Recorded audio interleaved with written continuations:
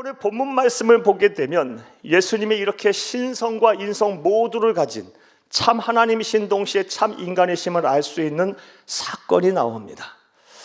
내용인즉슨 지난 시간에도 말씀드렸고 서두에서 말씀드린 것처럼 예수님이 사랑하는 친구인 나사로가 중병에 걸렸어요. 그래서 그의 동생들이 여동생들인 마르다와 마리아가 이 예수님에게 기별을 넣었어요. 빨리 오셔서 우리 오라비 좀 고쳐주세요. 그랬더니 예수님께서는 계획을 갖고 계셔서 이틀이라는 시간에 지체하셨고 결국 나사로를 죽게 만드셨어요. 그리고 이틀 후에 왔어요. 예수님께서 이틀 후에 당도하자 마르다가요 예수님을 맞이하면서 예수님에게 원망의 말을 했어요. 왜 예수님이 이제 오셨어요? 예수님이 일찍 오셨더라면 우리 오라비는 죽지 않았을 거예요 라는 말을 하며 예수님에 대해서 원망을 했어요. 그때 예수님이 하신 말씀이 무엇입니까? 25절, 26절을 함께 보겠습니다. 예수께서 이르시되 나는 부활이요 생명이니 나를 믿는 자는 죽어도 살겠고 무릇 살아서 나를 믿는 자는 영원히 죽지 아니하리니 이것을 네가 믿느냐? 구원 이런 유일한 길, 진리에 대한 말씀을 하고 계시는데 이것을 성경 전체 또 교리 전체로 풀어서 간단하게 설명하면 다 안 것 같아요. 예수님이 바로 생과 사의 주인이시라는 거예요. 예수님이 우리의 생명의 주인이시라는 것입니다. 예수를 통하지 않고는 구원을 받을 수 없다라는 것입니다. 예수를 믿는 자는 영생한다는 말씀입니다. 물론 우리의 육체는 하나님의 창조의 섭리에 따라 흙으로 돌아가지만 우리의 시체 본 모습인 우리의 영혼은 살아서 우리 주님과 더불어 천국에서 영원토록 살게 하신다는 말씀입니다. 나아가 우리 주님 재림하실 때 영과 육이 부활한 완전한 영성체가 돼서 우리 주님께서 공중에서 벌이신 혼인잔치에 참여하게 될 것이고 이 땅의 무서운 7년의 대환란이 끝난 이후에 우리 주님과 더불어서 새 하늘과 새 땅에서 마지막 백보자 심판까지 끝난 이후에 세세토록 왕노릇하게 하신다는 말씀이에요. 이것은 하나님이 아니고서는 하실 수 있는 말씀이 아니에요. 예수님이 참 하나님이심을 알 수 있는 증거입니다. 그런데 오늘 본문을 보게 되면 예수님은 말만 그렇게 하지 않으셨어요. 행동으로 참 하나님이심을 보여주셨습니다. 오늘 본문 43절에서 44절을 함께 보겠습니다.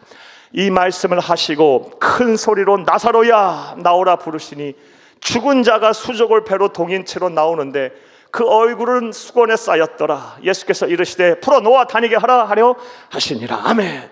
우리가 거룩한 상상력을 발휘해서 지금 이 현장에 한번 있다고 한번 가정해 보세요. 상상해 보세요. 썩어 냄새나는 그런 무덤 안에서 시체가 수족을 배로 동동 쌓인 채로 나와서 걸어다니고 있어요. 기적이 일어났어요. 이런 기적은 하나님만이 하실 수 있는 거예요. 생과 사의 주인, 삶과 죽음을 관장하는 전지전능하신 초월자 창조주 하나님만 하실 수 있는 거예요. 예수님은 완전하신 하나님이십니다. 할렐루야! 이 진리를 온전히 믿는 저와 여러분 될 수 있기를 다시 한번 간절히 주의 이름으로 축복합니다. 저는 지금까지 본문에서 하나님이 완전하신 하나님이시다라는 말씀에 근거해서 본문을 대한 내용을 여러분에게 설명했어요. 이제부터는 예수님의 또 다른 본성인 예수님은 완전한 인간이시다라는 측면에서 오늘 본문의 내용을 좀 설명해 드릴게요. 사랑하는 여러분, 예수님께서 이틀이라는 시간에 지체하고 마르다와 마리아의 집에 돌아오게 되자 마리아도요 예수님을 영접하면서 마르다가 했던 말과 똑같은 말로 예수님을 원망해요. 예수님 일찍 오셨더라면 우리 오라비 죽지 않았을 텐데 왜 이제 오십니까? 하면 막 함께 온 유대인들과 함께 막 슬피 울어요. 그런 모습을 보고 우리 주 예수님께서 어떤 행동을 하셨을까요? 오늘 보면 33절에서 35절을 함께 보겠습니다. 예수께서 그가 우는 것과 또 함께 온 유대인들이 우는 것을 보시고 심령의 비통히 여기사 불쌍히 여기사 이르시되 그를 어디에 두었느냐 이르되 주여 와서 보옵소서 하니 예수께서 눈물을 흘리시더라. 아멘. 예수님께서 마리아가 우는 것과 또 함께 온 유대인들이 우는 것을 보시고 심령의 비통이 여기셨다. 이게 정확한 표현은요 마음이 찢어졌다는 말씀이에요. 막 우리 막 너무 힘들면, 막 너무 큰 아픔을 겪으면 마음이 막 찢어지죠. 단장의 슬픔이라 그러죠. 창자가 찢어지는 고통, 끊어지는 고통, 이걸 말해요. 심령이 비통한다는 말은요. 그리고 35절에 예수께서 뭐 하셨습니까? 눈물을 흘리셨어요. 이 눈물을 흘리다의 헬라 원어가 에다크레션이라는 단어인데요, 찔끔찔끔 눈물을 흘리는 게 아니고 왈칵 쏟아내는 거예요. 보자마자요, 왈칵 눈물이 막 쏟아져 내린 거예요. 이러한 모습은 우리 주님의 가장 인간적인 모습이에요. 예수님은 완전한 인간이셨어요. 그리고 예수님이 이런 완전한 인간이라는 것이 저와 여러분에게 큰 위로가 됩니다. 왜냐하면 하나님은 저 천상계 멀리라 존재하시면서 막 우리를 무섭게 심판하고 감찰하시고 군림하시고 통치하시는 분이 아니고, 물론 그런 일도 하시지만 우리 주 예수님, 하나님이신 우리 주 예수님 어떻게 하고 계신다는 말씀이에요. 성령님 어떻게 하고 계신다는 말씀입니까? 우리와 가까이 계시면서 우리와 희노애락을 함께 하시는 사랑의 구주시라는 거예요. 그러니 이것이 어찌 우리에게 위로가 되지 않겠어요? 예수님이 참 인간이시다는 말씀은 위로의 말씀, 우리에게 있어서는 복음과도 같아요. 사랑하는 여러분, 예수님이 참 하나님이신 동시에 참 인간이라는 예수님의 정의를 통해, 본성을 통해 위로받으시기를 간절히 주의 이름으로 축복합니다. 그래서 오늘은 이 예수님이 참 인간이시다는 측면에서 하나님의 말씀을 전하려고 해요. 특별히 예수님께서 눈물을 흘리셨다 했는데, 눈물을 왈칵 쏟으셨다고 했는데 왜 눈물을 왈칵 쏟으셨는지 그 이유를 살펴보며 은혜를 나누고자 합니다. 큰의 시간이 되기를 다시 한번 간절히 주의 이름으로 축복합니다. 자, 이제부터 따라 하시겠어요? 왜 예수님께서 눈물을 흘리셨을까요? 첫째로, 당신 자녀들의 아픔과 슬픔에 진심으로 공감하셨기 때문입니다. 예수님께서는 당신 자녀들, 하나님의 자녀들이 아파하고 슬퍼하는 모습을 보며 진심으로 공감하셨기 때문에 그래요. 그래서 눈물을 그냥 왈칵 쏟으신 거예요. 서두에 말씀드렸고 또 우리가 살펴본 대로 이 마르다가, 또 마리아가 예수님을 만난 이후 또 나사로의 죽음 앞에서 마리아가 유대인들과 더불어 통곡을 하고 있었을 때, 슬퍼하고 있었을 때 예수님은 어떤 행동을 하셨나요? 33절에서 35절을 다시 한번 읽겠습니다. 예수께서 그가 우는 것과 또 함께 온 유대인들이 우는 것을 보시고 심령의 비통이 여기시고 불쌍히 여기사 이르시되 그를 어디 두었느냐 이르되 주여 와서 보옵소서 하니 예수께서 눈물을 흘리시더라. 아멘. 예수님께서 눈물을 왈칵 쏟으셨어요. 그런데 이와 관련해서 다음과 같은 생각을 해보게 됩니다. 사랑하는 여러분, 예수님은 나사로가 다시 살아날 것을 아셨어요. 아니, 정확하게 표현하면 다시 살리실 계획을 갖고 오신 거예요. 그렇다고 한다면 지금 막 울음바다가 되고 통곡이 되고 왜 예수님이 이제 왔냐고 막 예수님에게 원망하는 사람들을 향해 예수님 어떤 말씀을 하시는 것이 일반적입니까? 상식적입니까? 너희는 왜 믿음이 없냐? 내가 왔는데, 내가 계획을 갖고 있다는데 왜 믿음이 없냐? 책망할 수 있는 거 아니겠어요? 그동안 너희에게 보여준 게 얼마나 많고 들려준 말씀이 얼마나 많느냐? 그런데 아직도 왜 이런 모양이냐? 예수님 이 본문의 시점에서 보면 얼마 있으면 십자가에 매달려 돌아가셔야 돼요. 죽으셔야 돼요. 그러면 예수님 사역의 후반기예요. 얼마나 많은 것들을 보여주었겠어요. 그런데 아직도 그러고 있느냐? 충분히 책망하실 수 있는 거 아닙니까? 그런데 본문을 찾아보면 단 한마디도 예수님 그런 말씀 안 하세요. 한순간에도요, 조금 더 그런 뉘앙스를 미치지 않으세요. 예수님은 그저 마르다 마리아 그리고 이 사람들이 슬퍼하는 모습이고 그걸 그대로 당신의 슬픔으로 끌어안으세요. 그리고 눈물을 왈칵 쏟으십니다. 이처럼 우리 주 예수님은요, 당신의 자녀들의 아픔과 슬픔에 대해 진심으로 공감하시는 사랑의 구주이십니다.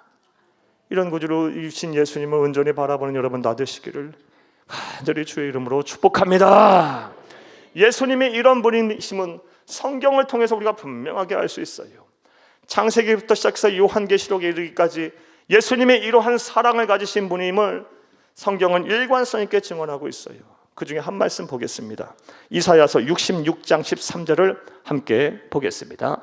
어머니가 자식을 위로함 같이 내가 너희를 위로할 것인즉 너희가 예루살렘에서 위로를 받으리니. 아멘.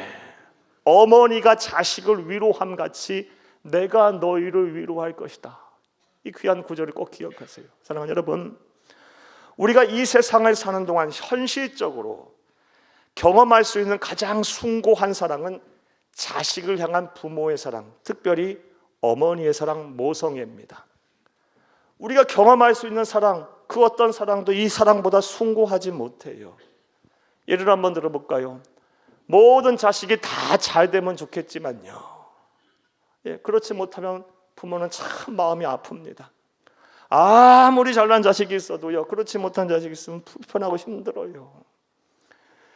자녀가 진학에 실패하고, 또 죄송합니다, 이혼을 하고, 또 사업이 어려워지고, 무엇보다 병들고, 그러면요, 부모가 어떻게 했어요? 그 마음이 힘들어요.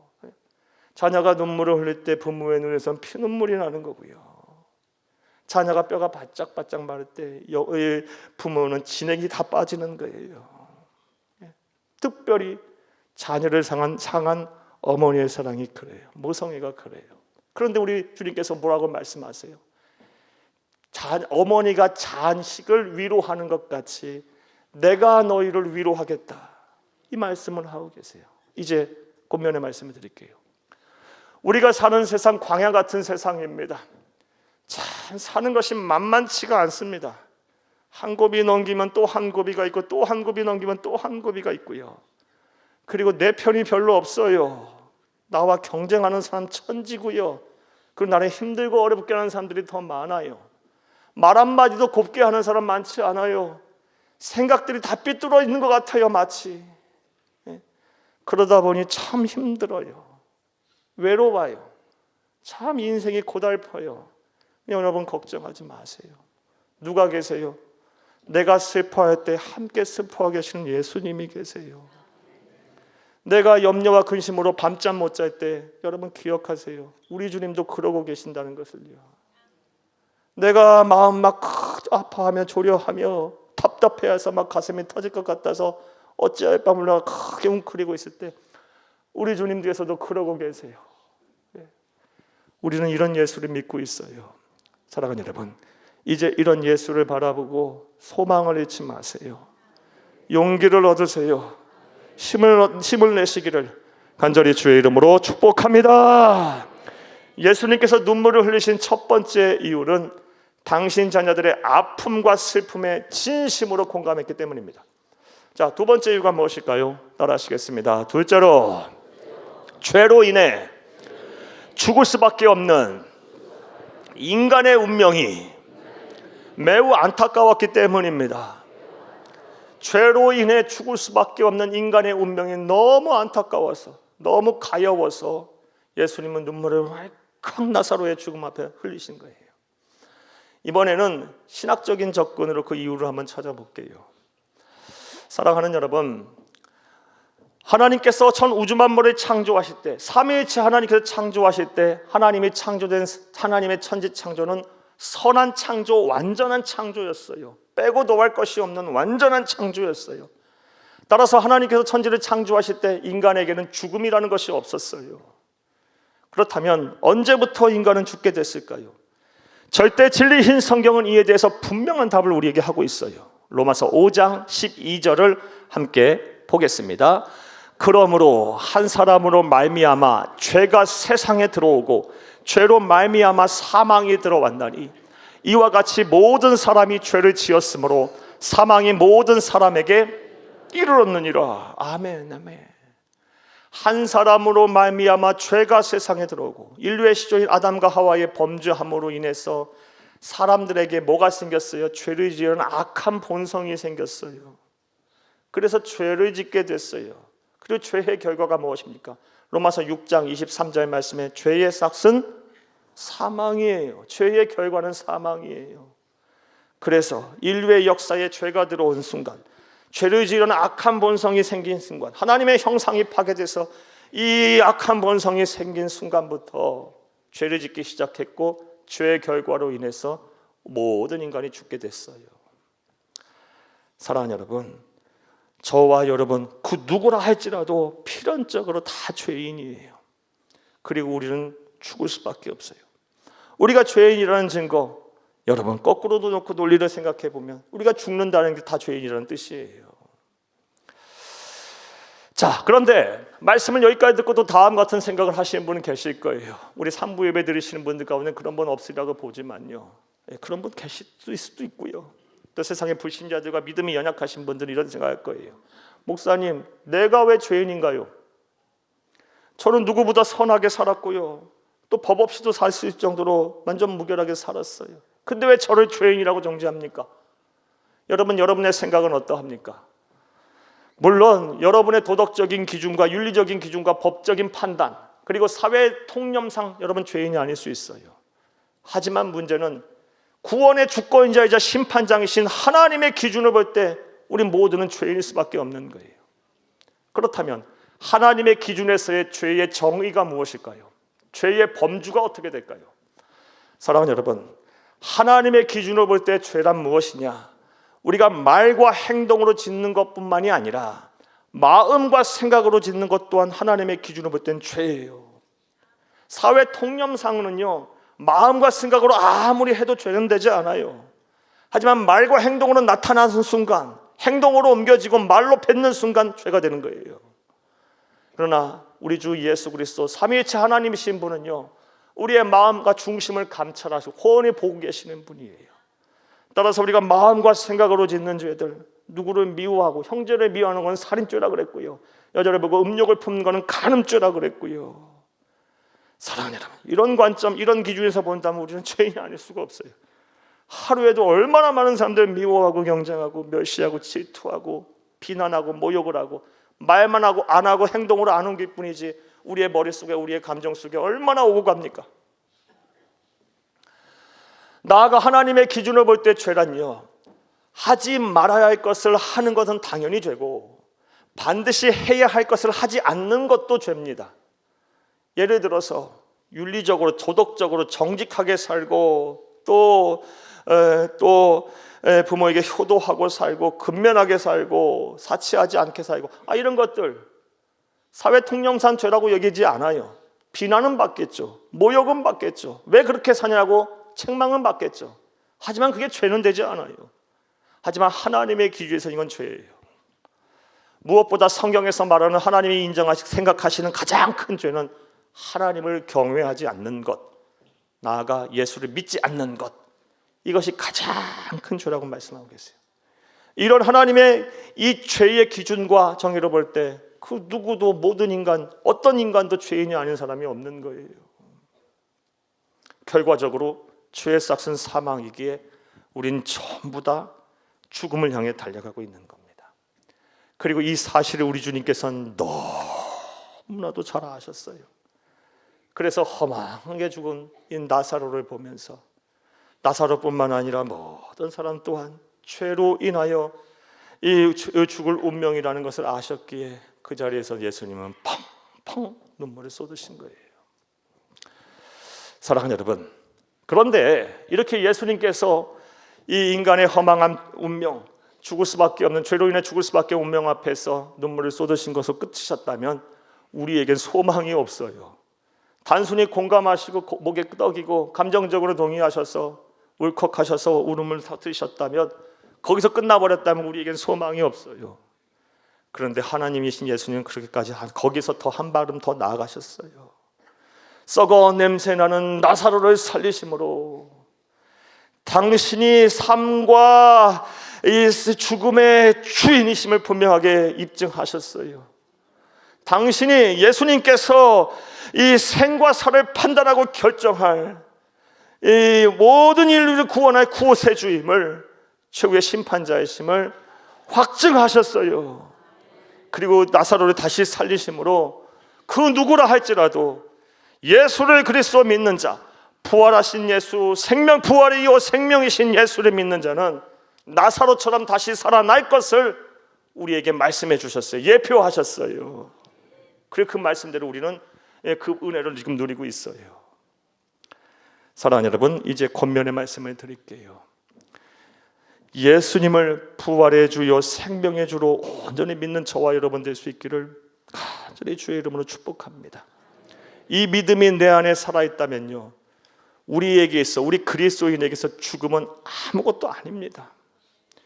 육체의 장막이 허물어질 뿐이에요.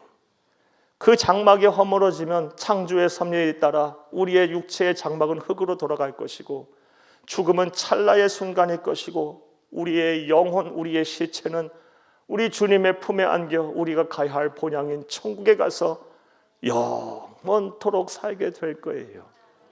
이 부활의 소망을 꼭 소유하셔서 죽음에 대한 공포와 두려움을 다 떨쳐버리시기를 간절히 주의 이름으로 축복합니다. 그리스도인들은 죽음을 이긴 자들이에요. 예수님은 이기셨기에. 그리고 죽음에 대한 공포와 두려움을 다 떨쳐버릴 수만 있다면 세상 무서울 것이 무엇입니까? 세상 두려울 것이 무엇입니까? 무엇이 겁납니까? 담대할 수 있어요. 이 부활의 소망을 가지고 예수님처럼 나 또한 부활하게 될 거다. 예수님이 나사로를 살리셨듯이 나 또한 때가 되면 사후 천국에서 영생하게 하실 것이다. 부활의 첫 열매가 되신 예수님께서 나 또한 두 번째, 세 번째 열매가 되게 하실 것이다 라는 확신 속에 세상을 이기는, 세상이 감당할 수 없는 그런 믿음의 사람들이 다 되시기를 간절히 주의 이름으로 축복합니다. 말씀 맺겠습니다. 사랑하는 여러분, 오늘은 우리 주 예수 그리스도께서 이 눈물을 흘리신 그 이유를 살펴보며 은혜를 나눴습니다. 먼저 우리 주 예수님께서는 당신 자녀의 아픔과 슬픔에 진심으로 공감하셨기 때문에 눈물을 흘리셨어요. 매우 인간적인 모습이에요. 나아가 죄로 인해 죽을 수밖에 없는 인간의 운명이 매우 안타까웠기 때문에 눈물을 왈칵 쏟으신 거예요. 자, 그런데 우리가 예수님의 이 눈물 속에서 놓쳐서는 안 되는 아주 중요한 사실이 하나 있어요. 사랑하는 여러분, 예수님 그렇다면 왜 또 그렇게 하셨을까요? 그 밑바탕에는 무엇이 깔려 있나요? 내가 너를 사랑한다, 이게 있는 거예요. 예수님의 사랑을 봐야 되는 거예요. 당신 목숨보다 나를 더 소중하게 생각하시는, 저와 여러분을 더 소중하게 생각하시는 예수를 생각하셔야 돼요. 그 사랑을 놓쳐서는 안 되는 거예요. 이제 부탁드려요. 제발 믿음의 눈을 열고 마음의 문을 열어 이 예수님의 사랑을 좀 받아들이세요. 머리로만 동의하지 마세요. 한 귀로 듣고 한 귀로 흘려버리지 마세요. 이 사랑에 눈을 감지 마세요. 이 사랑을 좀 받아들이세요. 그리고 받아들이지만 마시고요, 제발 좀 부탁인데요, 이 사랑을 누리고 좀 사세요. 하나님의 백성이 예수의 베푸시는 이 항거할 수 없는, 저항할 수 없이 밀려오는 이 사랑 속에 살지 않으면 세상에 어떻게 낙이 있습니까?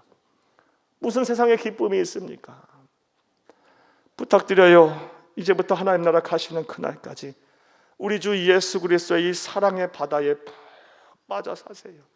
하늘의 행복을 누리며 사시는 여러분들이 다 될 수 있기를 간절히 주의 이름으로 축복합니다. 나아가 이 사랑을 거부하고 또 이 사랑을 몰라서 영원한 사망을 향해 달려가는 수많은 형제자매들에게 예수만이 소망이다, 예수만이 구원이다, 예수만이 생명이다, 예수를 통하지 않고서는 절대로 영생이란 없다, 죄의 문제를 해결할 수 없다, 하나님의 진노와 심판, 무서운 진노와 심판과 바로 피할 수 없다. 이 진리의 복음을 전하세요. 주 앞으로 인도해내세요. 그래서 하늘의 별과 같이 빛나는, 영원토록 빛나는 존귀한 하나님의 자녀들이 다 될 수 있기를 간절히 주의 이름으로 축복합니다.